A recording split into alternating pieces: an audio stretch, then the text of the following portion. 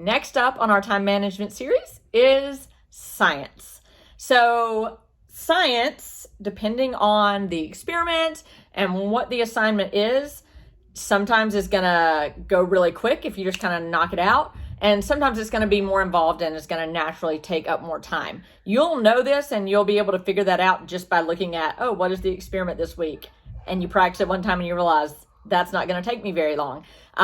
So I'm mostly talking to those kinds of days when you realize, oh, this is going to be really quick if we just do it one time. So how can I make this, fill in that whole 30 minutes like we are called to do for CC? So number one is a resource that I will attach below, but it is a fellow CC mom, and it's CC of Mount Pleasant, or Classical Conversations of Mount Pleasant on YouTube. And she has some great science videos that go over a little bit more in detail each week how to ask some really good questions. And she models that of asking questions and making, the science to go into more depth with that. So that's number one. Number two is ask good questions. So at the beginning, especially before you're even doing anything, right? Go through your names, the scientific method. Part of this, especially the beginning, is learning about the scientific method. So they should be memorizing the parts of the scientific method. So you can make up a song, you can do a chant just like you would in New Grammar for the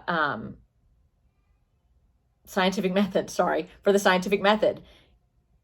They should be learning that. So that's part of your science time, is teaching what is the scientific method, and let's memorize that. So let's work through it 7 times if we need to, and let's, bring a chant or a song or something, or, repeat.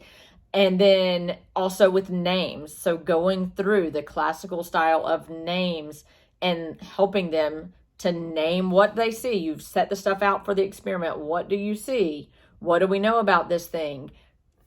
Digging into that and then explaining what you're going to do. And then, going through the scientific method of what do you think is going to happen? What materials are we using? The names and the scientific method kind of go hand in hand. So you can also, if you still you've done that, right? You can do the experiment again. A lot of these experiments you can do, and then you can also have your kids do.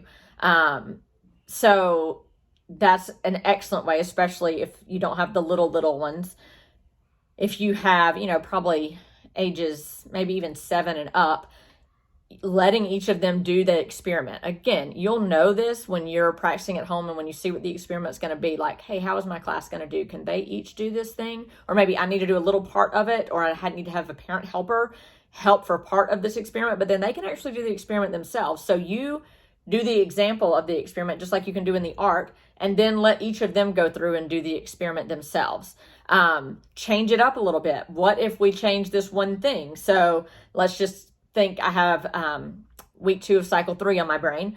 So, you're using the wires, you're making a little magnifying glass with a wire. Well, what if we made the circle bigger? We made that around a pencil. What if I put it around this big expo marker? Would that make a difference? Will it still work? Will it still hold the water in there? Does the experiment work at all?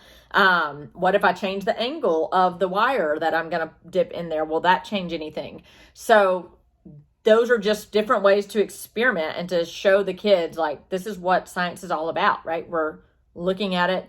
We're making a hypothesis. Will this work? Will this not? What if we change this thing? What if we change this thing?